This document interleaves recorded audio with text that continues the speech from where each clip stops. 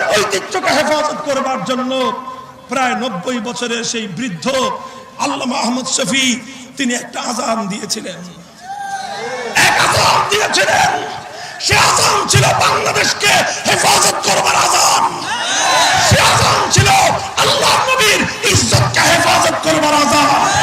সে আযান ছিল বাংলাদেশের স্বাধীনতাকে রক্ষা করবার আযান। মুহূর্তের মধ্যে ইথারে সে আযানের পয়গাম পৌঁছে গেল টেকনাফ থেকে তেতুলিয়ায়। এরপর মানুষ ছুটলো, আবার বৃদ্ধ বনিতা বাঘ ভাঙ্গা জোয়ারের মতো আল্লামা আহমদ শফীর ডাকে ঢাকার রাজধানীতে, মসজিদের নগর বাংলাদেশের রাজধানী ঢাকাকে সেই নাস্তিক মুরতাদ ব্লগার চক্র, দেশ বিরোধী, বাংলাদেশ বিরোধী, স্বাধীনতা বিরোধী কুলাঙ্গারদের হাত থেকে রক্ষা করবার জন্য লক্ষ লক্ষ জনতা বাঘ ভাঙ্গা স্রোত ছুটেছিল শাপলা চত্বরের দিকে। 2013 সালের 5ই মে শাপলা চত্বরের সংগ্রাম ছিল নতুন বালাকোটের সংগ্রাম। 2013 5ই মে শাপলা চত্বর ছিল আধিপত্যবাদ বিরোধী স্বাধীনতা সংগ্রামে সেই 1857 সালের সিপাহী বিদ্রোহের নতুন অধ্যায়। 2013 সালের শাপলা চত্বরের সেই মঞ্চটা ছিল 1971 সালে ইনশাআল্লাহ বলে সেই মুক্তিযুদ্ধের ঘোষণা দেওয়া হয়েছিল। সেই মুক্তিযুদ্ধের ইনশাআল্লাহ আল্লাহর ইজ্জত, আল্লাহর বরত্ব, আল্লাহর পবিত্র ইসলামের মর্যাদা রক্ষা করবার মুক্তিযুদ্ধের আওয়াজ। আলহামদুলিল্লাহ, যারা মনে করে 2013 সালে আল্লামা আহমদ শফী পরাজয় বরণ করেছে, আমরা বলবো তোমরা বোকার স্বর্গে বসবাস করো। আল্লামা আহমদ শফী পরাজয় বরণ করেননি, বরং তিনি এক মহা বিজয় নিয়ে সেদিন ঘরে ফিরেছিলেন। সেই বিজয়টা হলো আল্লামা আহমদ শফীর আযানে সাড়া দেওয়া লক্ষ কোটি এই মুসল্লিদের বাদ ভাঙ্গা স্রোতে দেশ বিরোধী, স্বাধীনতা বিরোধী, ইসলাম বিরোধী, লজ্জা এবং সম্ভ্রম, লজ্জা এবং হায়া শরম বিরোধী, বাংলাদেশের স্বাধীনতা বিরোধী, আল্লাহর পয়গম্বরের ইজ্জতের শত্রু সেই কুলাঙ্গার নাস্তিক মুরতাদ গোষ্ঠী আল্লামা আহমদ শফীর সেই জনস্রোতে ভেসে বঙ্গোপসাগরে ভেসে গেছে। সেই দেশ বিরোধী বাংলাদেশের সরকারকে উপেক্ষা করে, সরকারকে বৃদ্ধাঙ্গুলি দেখিয়ে গজে ওঠা ইমরান এই সরকারকে এদেশের কোন রাজনৈতিক দল কিছুই করতে পারে নাই। তাদের বিরুদ্ধে বিএনপি ব্যর্থ ছিল, তাদের বিরুদ্ধে আওয়ামী লীগ ব্যর্থ ছিল, তাদের বিরুদ্ধে এদেশের প্রশাসন ব্যর্থ ছিল, তাদের বিরুদ্ধে এদেশের রাজনৈতিক নেতারা ব্যর্থ ছিল। দেশ বিরোধী সেই ষড়যন্ত্রের বিরুদ্ধে সফল কাম ছিল আল্লামা আহমদ শফী আর হেফাজতে ইসলাম।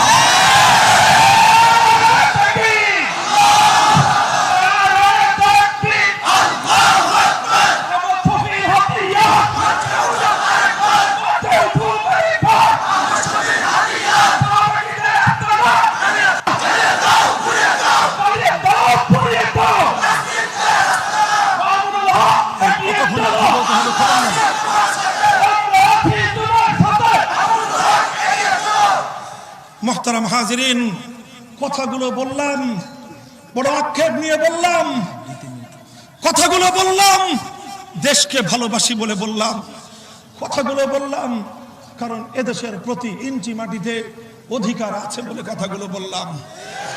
কেউ যদি আমাদেরকে মনে করো এদেশটা তোমাদের কাছে ইজারা দিয়েছি, এদেশে আমরা ভাড়াটিয়া হিসেবে থাকি, আমরা বলবো তোমাদের চিন্তার সংশোধন করো। আমাদেরকে মালিকানার অধিকার দিয়ে যদি আমাদের সঙ্গে কথা বলতে চাও, ওয়েলকাম। ভাড়াটিয়া মনে করে আমাদের দিকে চোখ তুলে তাকাবো, সেই চোখ উপড়ে ফেলবো। ভেবেছোটা কি? ভেবেছোটা কি? 200 বছর সংগ্রাম করেছে আমাদের পূর্বপুরুষরা, ব্রিটিশ বিরোধী সংগ্রাম। দেশটাকে তোমাদের কাছে ইজারা দেওয়ার জন্য নয়।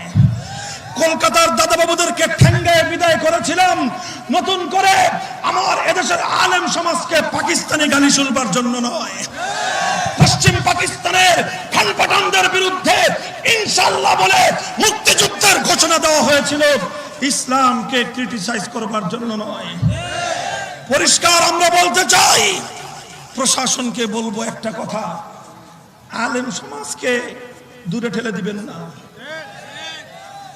দূরে ঠেলে দিবেন না। আত্মঘাতী সিদ্ধান্ত হবে। আপনার প্রধানমন্ত্রী, দেশের প্রধানমন্ত্রী, আমাদের প্রধানমন্ত্রী বিষয়টা ভালো করে আঁচ করতে পেরেছিলেন। বাংলাদেশকে সুন্দরভাবে পরিচালনা করতে হলে আল্লামা আহমদ শফির সঙ্গে বিরোধ রেখে এই দেশকে ভালোভাবে পরিচালনা করা সম্ভব নয়।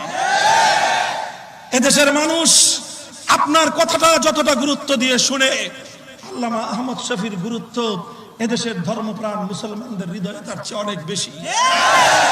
আল্লামা আহমদ শফি নাই তার অর্থ এই নয় যে সেই অধ্যায়ে পরিসমাপ্তি ঘটেছে। আল্লামা আহমদ শফি দৈহিকভাবে নাই, আধ্যাত্মিকভাবে জুনায়েদ বাবুনগরীর মাঝে আল্লামা আহমদ শফির প্রতিচ্ছবি জিন্দা আছে। জুনায়েদ বাবুনগরী আজকে এখানে আসছেন দাউদকান্দির মাটি এবং মানুষের জন্য। এটা সৌভাগ্যের বিষয়। আমরা মানুষকে শৃঙ্খলার শিক্ষা দেই। আল্লামা বাবুনগরী শান্তিপূর্ণভাবে দেশের পক্ষে, আল্লাহর নবীর পক্ষে, অসভ্যতার বিরুদ্ধে শান্তিপূর্ণ বিক্ষোভের নির্দেশ দেন। তার মাধ্যমে বিশ্ব দরবারে বাংলাদেশের গৌরব মাথা উঁচু করে দাঁড়ায়। কথা বলেন ঠিক না বেঠিক? এর মধ্যে নাম দেওয়া হয়েছিল মুক্তিযুদ্ধের চেতনার মঞ্চ। কথাগুলো বললাম দেশকে ভালোবাসি বলে বললাম, কথাগুলো বললাম কারণ এদেশের প্রতি ইঞ্চি মাটিতে অধিকার আছে বলে কথাগুলো বললাম। কেউ যদি আমাদেরকে মনে করো এদেশটা তোমাদের কাছে ইজারা দিয়েছি, এদেশে আমরা ভাড়াটিয়া হিসেবে থাকি, আমরা বলবো তোমাদের চিন্তার সংশোধন করো। আমাদেরকে মালিকানার অধিকার দিয়ে যদি আমাদের সঙ্গে কথা বলতে চাও, ওয়েলকাম। ভাড়াটিয়া মনে করে আমাদের দিকে চোখ তুলে তাকাবো, সেই চোখ উপড়ে ফেলবো। ইমরান এই সরকারকে এদেশের কোন রাজনৈতিক দল কিছুই করতে পারে নাই। তাদের বিরুদ্ধে বিএনপি ব্যর্থ ছিল, তাদের বিরুদ্ধে আওয়ামী লীগ ব্যর্থ ছিল, তাদের বিরুদ্ধে এদেশের প্রশাসন ব্যর্থ ছিল, তাদের বিরুদ্ধে এদেশের রাজনৈতিক নেতারা ব্যর্থ ছিল। দেশ বিরোধী সেই ষড়যন্ত্রের বিরুদ্ধে সফল কাম ছিল আল্লামা আহমদ শফির হেফাজতে ইসলাম। এর মধ্যে নাম দেওয়া হয়েছিল মুক্তিযুদ্ধের চেতনার মঞ্চ। ছিল দেশ বিরোধী, নাম ছিল দেশপ্রেমী। আবার বলছি, কাজ ছিল দেশ বিরোধী, কাজ ছিল স্বাধীনতা বিরোধী, কাজ ছিল মুক্তিযুদ্ধের চেতনা বিরোধী। আর সাইনবোর্ড ঝুলিয়েছে মুক্তিযুদ্ধের চেতনার দেশপ্রেমী সাইনবোর্ড, ভিতরে একটা বাইরে একটা। এটার নাম মুনাফিকি আর গাদ্দারি। এই গাদ্দারির মঞ্চ তৈরি করে বাংলাদেশের ভিতর থেকে নয়, বাংলাদেশের বাইরের কোন এক শত্রুর তাদের আশীর্বাদে, তাদের পেট্রোনাইজ আর তাদের কাঁচা টাকায়, তাদের কাঁচা টাকার আশীর্বাদ পুষ্ট একটা মহল বাংলাদেশের সরকারকে উপেক্ষা করে আরেকটা নতুন সরকার গঠন করেছিল। আরে দেশকে আমাদের কাছ থেকে আপনাদের কিছু শিখবার আছে। দুঃখ লাগে এদেশের জন্য, এদেশের আলেম সমাজ কি করেছেন জানি আপনারা সেটা স্বীকার করতে চাইবেন না, কিন্তু যদি স্বীকার না করেন তাহলে সত্য আপনার স্বীকারোক্তির উপর বসে থাকবে না, সত্য চিরদিন ভাস্বর হয়েই থাকে। তখন এদেশের অনেক মানুষ আক্ষেপ করে বলতো, অনেক মানুষ আক্ষেপ করে বলতো বাংলাদেশে এখন দুই সরকার। আপনাদের মনে আছে কিনা জানি না, আমার মনে আছে। বলতো বাংলাদেশে এখন দুই সরকার, এক সরকার হলো শেখ হাসিনার সরকার, আর একটা হলো ইমরান এইচ এর সরকার। কথাটা আপনাদের মনে আছে কিনা আজও